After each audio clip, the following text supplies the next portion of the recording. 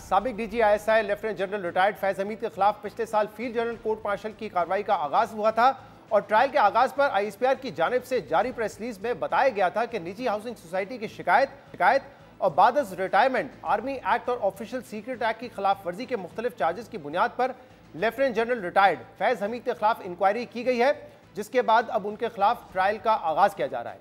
इस हवाले से अब ये कियासराइयां की जा रही हैं और कहा जा रहा है कि साबिक डीजी आईएसआई के खिलाफ केस का फौजी ट्रायल मुकम्मल हो चुका है और बहुत जल्द उसका फैसला आ सकता है। साबिक डीजी आईएसआई के खिलाफ ट्रायल किन ग्राउंड्स पर किया गया, फैसला कब तक मुतवक्को है और फैसला क्या हो सकता है, इस सारे मामले पर हम बात करेंगे, जिसमें किया है सीनियर सहाफ़ी फ़खर दुरानी ने। फ़खर दुरानी साहब, बहुत बहुत शुक्रिया ज्वाइन करने के लिए। साबिक डीजी आईएसआई फैज़ हमीद के ट्रायल के हवाले से बहुत स्पेकुलेशन होती रही है कि किन किन मुकदमात में उनका ट्रायल हो रहा है, और इस हफ्ते तो ये भी कुछ लोग कह रहे थे, सोशल मीडिया पे बड़ी खबर गर्म थी कि शायद फ्राइडे को उनका वर्डिक्ट आने वाला है, फैसला आने वाला है, लेकिन हमने देखा फ्राइडे को ये नहीं आया। लेकिन क्या ये बात दुरुस्त है कि ट्रायल उनका मुकम्मल हो चुका है और फैसला अनकरीब आ जाएगा?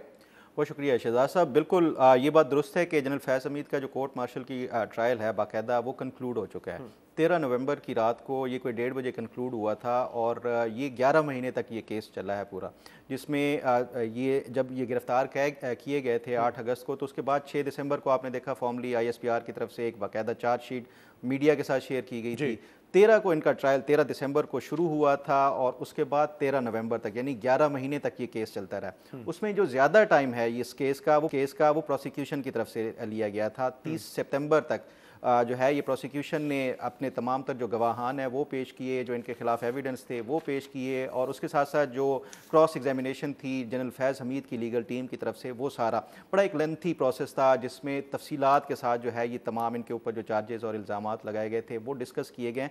और जो मुझे बताया गया कि ये 800 से ज़ायद सफ़ात तो सिर्फ़ और सिर्फ जो इनकी प्रोसिक्यूशन का जो प्रोसेस था उसके ऊपर मबनी है। तो उसके बाद 1 महीना जो है वो डिफेंस टीम की तरफ से लिया गया, जिसमें इन्होंने इनिशली 90 के करीब जो अपने विटनेसेस थे उसकी एक मुतवक्के तौर के ऊपर लिस्ट पेश की कि हम ये जनरल फैज़ हमीद के दिफा में ये जो विटनेसेस हैं या गवाहान हैं ये पेश करना चाहते हैं, जिस पे कोर्ट ने इनको कहा कि ठीक है आप अपने जो विटनेस हैं वो जो है वो प्रोड्यूस करें।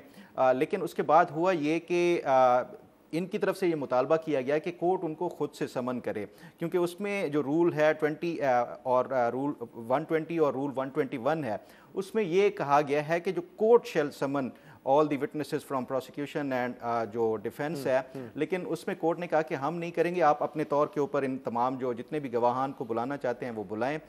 इस पे फिर ये इनकी तरफ से एक स्ट्रेटजी ये बनाई गई कि इन्होंने जितने प्रपोज जो विटनेसेस थे उनके नाम उनको कांटेक्ट किया, उनको अप्रोच किया जनरल फैज़ हमीद की फैमिली की तरफ से कि कौन कौन जो है वो जनरल फैज़ हमीद के हक़ में गवाही देना चाहता है। तो टोटल जो शॉर्ट लिस्ट होके आया 90 के बाद वो 40 लोग थे जिन्होंने कहा कि ठीक है हम जनरल फैज़ हमीद के हक़ में गवाही देंगे और उनके साथ मुलाकात भी करेंगे, क्योंकि ये भी एक कंडीशन थी लीगल टीम की तरफ से कि जनरल फैज़ हमीद अपनी रेलेवेंस डिस्कस करने के लिए कि वो क्यों ज़रूरी है उनकी गवाही उनके केस में, वो भी डिस्कस करना चाहते हैं। तो ये 40 में से जो आखिर पे जो जनरल फैज़ हमीद से मुलाकात के लिए सामने आए या वहाँ पे गए वो 3 लोग थे। अच्छा, उसमें 2 जनरल रैंक के थे और एक जो है वो ब्रिगेडियर रैंक के थे जो जनरल फैज़ हमीद से मुलाकात की, जिन्होंने हुआ ये कि जब जनरल फैज़ हमीद की मुलाकात जारी थी, क्योंकि ये कोर्ट प्रेमिसेस में सारा हो रहा था, ये कोर्ट मार्शल की जो कार्रवाई होती है उसमें ये सारा क्लोज्ड एक जो प्रेमिसेस में ये होता है। तो जब ये मुलाकात जारी थी, जो हमारी इतलात हैं कि जनरल फैज़ हमीद के इन तमाम जो गवाहान थे या जो उनके पास मिलने के लिए आए हुए थे, उनसे कहा गया कि अगर आप गवाही देना चाहते हैं, अपनी स्टेटमेंट रिकॉर्ड करना चाहते हैं तो आज ही रिकॉर्ड कर दें। तो उसी दिन जिस दिन मुलाकात हुई उसी दिन ही इनकी जो है वो स्टेटमेंट रिकॉर्ड की। क्योंकि बहुत स्पेकुलेशन भी होती रही है कि किन किन मामलात में उनका ट्रायल होगा। उसमें 9 मई भी डाला गया, उसमें कुछ जब वो रिटायर नहीं हुए थे, सर्विस में थे as a DGC, as a DG ISI, उसके कई मामलात पॉलिटिकल इंटरफेरेंस के सामने आए। तो ज़रा बताइएगा कि ट्रायल किन किन मुकदमात पे हो रहा था, इल्ज़ाम पर हो रहा था? बिल्कुल, देखें स्पेकुलेशन में तो बड़ी चीज़ें इनके ऊपर वो लगाई गई हैं, लेकिन जो हम देखते हैं कि जो आईएसपीआर की प्रेस रिलीज़ थी उसमें 3 बुनियादी इल्ज़ामात थे इनके ऊपर। एक हाउसिंग सोसाइटी के हवाले से था जो इन्होंने अपनी मिसयूज़ ऑफ अथॉरिटी की, दूसरा जो है इनके ऊपर था कि जो ऑफिशियल सीक्रेट एक्ट की खिलाफ वर्जी की है, कुछ ऑफिशियल डॉक्यूमेंट्स जो कि ये मजाज नहीं थे अपने पास रिटायरमेंट के बाद रखने के, वो अपनी पोजेशन से इनकी पोजेशन से पाए गए, और तीसरा था इनकी पॉलिटिकल इन्वॉल्वमेंट जिससे आर्मी एक्ट की खिलाफ वर्जी हुई।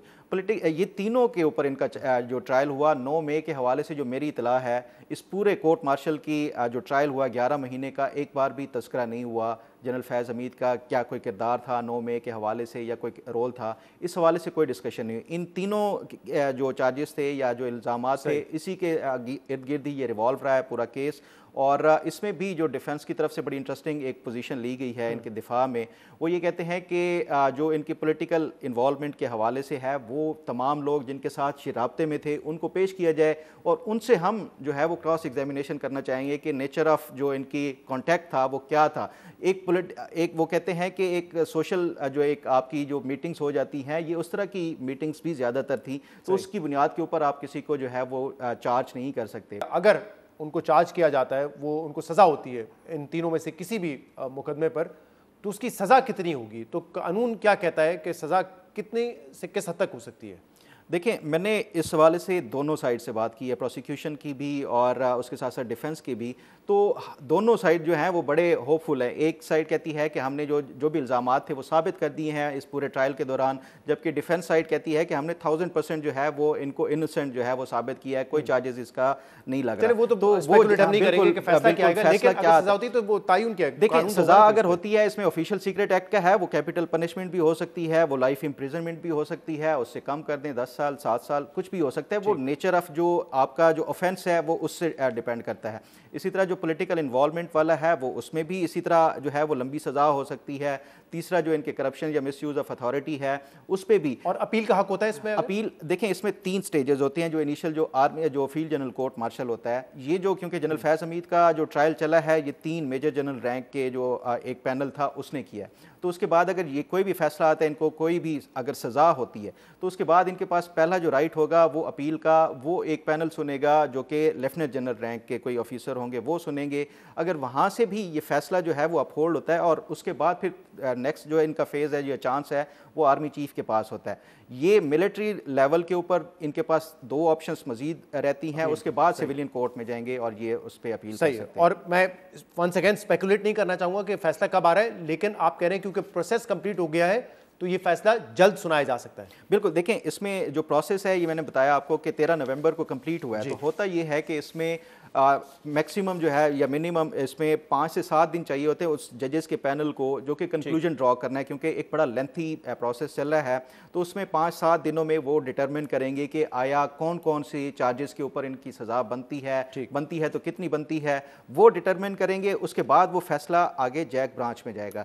जैक ब्रांच उसकी नोक पलक करती है, जो इसके कानूनी पहलू होते हैं उसको मद्देनज़र रखा जाता है। 3 से 5 दिन वो भी लगते हैं। उसके बाद फाइनल जो अप्रूवल होगी वो आर्मी चीफ से होगी। तो अगर हम इसको मिनिमम उससे देखें तो तकरीबन 10 से 12 दिन चाहिए होते हैं इस पूरे फैसले को मुकम्मल होने के। उसके बाद डिपेंड करता है कि किस दिन सुनाया जाता है। तो ये 13 से लेके 10-12 दिन आप आगे ऐड कर लें, 25, 26, 27, 28 कोई भी तारीख हो सकती है जिसमें ये पॉसिबिलिटी है। बहुत बहुत शुक्रिया।